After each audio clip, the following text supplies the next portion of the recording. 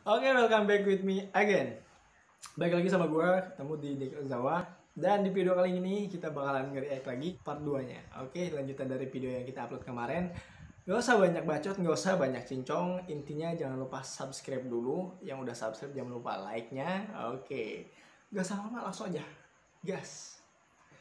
Di video pertama ada dari Al-Ghifari. Jangan terlalu dikejar, kalau emang jalannya akan diperlancar. Iya, bisa juga kayak gitu. Tapi kalau misalnya kita menunggu tanpa dikejar, itu kayak seret banget perjalanannya guys ya. Karena yang dikejar aja susah nyampenya. Kadang apalagi kita berdiam diri dan menunggu waktu itu datang. Kayak misalnya gini, semua akan indah pada waktunya. Iya, emang waktunya tuh kapan? Nanti, kapan-kapan ya. Jangan terlalu dikejar, kalau emang jalannya akan diperlancar. Oke. Dan gini aja, jangan terlalu dikejar, yang penting terus berusaha intinya, oke? Oke. Next. Ada dari Sid Fahri Group. Oh, ini anak kecil yang buat story itu. Akhirnya kita sampai pada fase dimana saling online tapi tak saling mengabarkan. Oh, udah saling online tapi nggak saling ngasih kabar. Berarti itu di fase akhir hubungan biasanya. Udah sama-sama online tapi nggak saling berhubungan, nggak nanyain hai apa kabar kayak kemarin-kemarin pas lagi sayang-sayangnya gitu ya, pas lagi nempel-nempelnya banget. Itu di fase cinta, itu pas titik indahnya mungkin ya, bisa dibilang seperti itu sih. Akhirnya kita sampai di fase dimana saling online tapi tidak saling mengabarkan.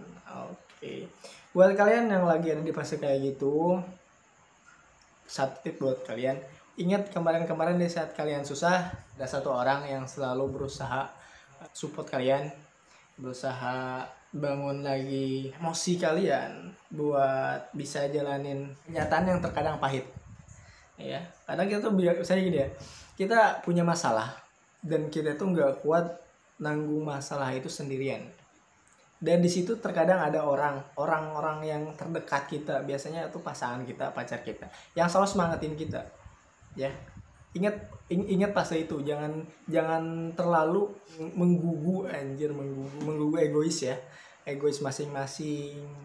Salah satu nggak ada ngabarin, yang satunya juga nggak ngabarin karena egois, karena ngerasa gue bener nih, dia yang salah. Ya udah, nanti aja nunggu dia ngabarin duluan baru gue jawab gitu kan, ntar gue tanya gitu. Ada yang kayak gitu. Itu tandanya kalau kalian masih kayak gitu, masih nunggu salah satu dari lu apa pasangan lu yang ngabarin, itu tandanya lu masih bocah dan lu masih egois. Kurang-kurangin egois buat kita lebih dewasa. Oke, next. Ada dari Gilang Ramadan. Silahkan mengejar apa yang ingin kau kejar, tapi ingat jangan sampai kehilangan apa yang seharusnya kau jaga. Nah, gini, kalau kita mencintai itu karena good looking tuh kayak gitu. Kalau kita misalnya mencintai seseorang itu karena ada alasan, karena ganteng ataupun karena cantik, ini ya karena fisik. Di saat lu dicintai seseorang karena fisik lu yang cantik ataupun ganteng, ketika pasangan lu nemuin orang yang lebih ganteng dan lebih cantik dari lu, dia bakalan dia bakalan pergi dan dia nggak akan sadar yang seharusnya dijaga itu siapa. Nah, jadi intinya carilah pasangan yang ngerti dan bersyukur dengan apa yang dia punya, yang harusnya dia jaga gitu loh. Iya yeah. Oke, next.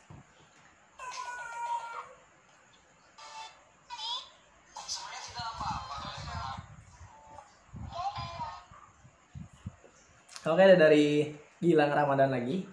Ingat kata ibu, jangan ikuti gaya mereka. Ingat, kita bukan orang kaya.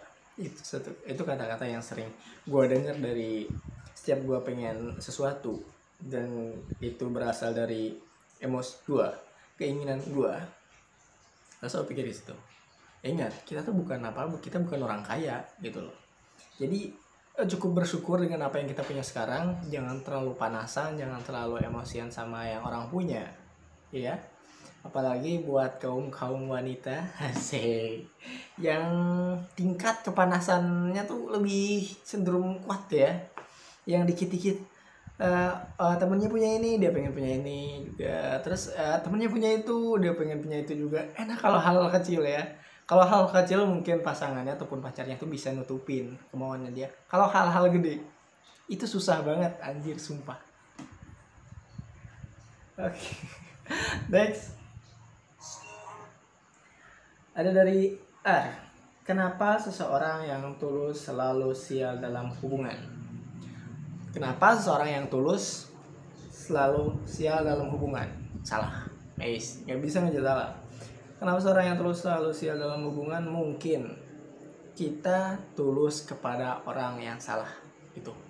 Karena kalau misalnya kita tulus sama orang yang pas, yang benar gitu ya, kita tuh nggak mungkin sial dalam hubungannya. Semua itu bakal berjalan seperti kayak seharusnya berjalan, seperti indah aja, pokoknya kayak gitu, enak aja gitu kan. Disimpelnya kayak gitu sih. Oke, next. Ada dari Sarah. Zaman lagi susah bro, tukang nasi goreng sampai jual nasi buat beli sesuap nasi. Oke. Dia jual nasi goreng hanya buat mencari sesuap nasi. Emang iya, emang udah konsepnya kehidupan kayak gitu loh. Kalau kita misalnya kita punya nasi goreng, kita yang makan, habis dari makan nasi goreng ya udah, kedepannya kita mikir lagi nyari makannya kayak gimana. Tapi kalau misalnya kita jual nasi goreng dan kita ambil untung dari jualan itu dan buat kedepannya, mungkin ya lebih mudah. Seperti itu cara pemikirannya ya. Emang lagi susah, apalagi di masa pandemi kayak gini, susah banget ya. Buat kalian jangan terlalu menghambur-hamburkan uang ya. Ingat waktu nyarinya ya, apalagi sekarang lagi musim corona, harus banyak-banyak, agak ngirit lah ya, sampai kita nanti di situasi yang bagus lagi, normal lagi ya pasnya. Oke, next. Oke, dari Ari. Yang waktu kecil main petak umpet tapi malah balik ke rumah, ente biadab. Fix, ente biadab banget sih asli. Gue sering main kayak gitu dan temen gue tuh cabut balik ke rumah dan gak balik lagi. Itu gue apa yang nungguin sampai sore bangke. Itu kalian itu emang parah banget sih.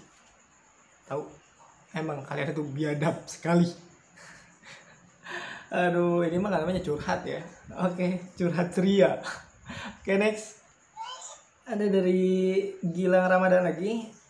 Kamu perlu belajar satu hal, menghargai seriusnya seseorang.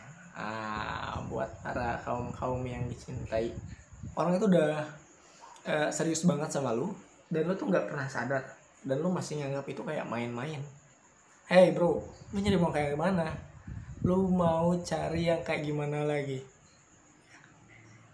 Lu dapet yang serius, lu malah kayak nggak ngehargain, dan lu malah nyari orang yang belum tentu orang itu serius yang sekarang apa enggak ya.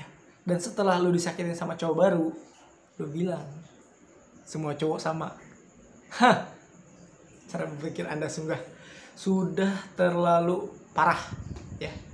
Tolong dipikirkan segala sesuatu yang mau diperbuat ya. Jangan terlalu egois, jangan terlalu nafsu ya. Oke, next. Oke, ada dari Ali Iswar. Aku pernah menemukan seseorang yang lebih baik dari kamu, namun aku menolaknya karena itu bukan kamu. Untuk cowok mungkin ini ya. Aku pernah menemukan seseorang yang lebih baik dari kamu, namun aku menolaknya karena itu bukan kamu. Baru ketemu udah baik, tapi kedepannya belum tentu baik. Sedangkan kamu baik dan seterusnya masih baik sampai sekarang. Misalnya udah berhubungan 2 tahun, udah pacaran 2 tahun, dan ketemu orang yang kelihatannya lebih baik, tapi belum tentu baik sampai bertahan 2 tahun dan gak ada perubahan kayak kamu, anjing. Oke, next. Ini terakhir guys ya. Nah, udah malam juga, ini udah jam 3:30 pagi kebetulan ya, karena kita begadang terus. Gak Jajan demi sebuah keinginan, ya kayak lu minta langsung dibeliin. Oke, buat kaum banyak duit, ya kalian mah enak, minta sesuatu tinggal bilang butuh ini, butuh ini, butuh ini. Nggak seperti kaum kami, kaum kami seperti apa?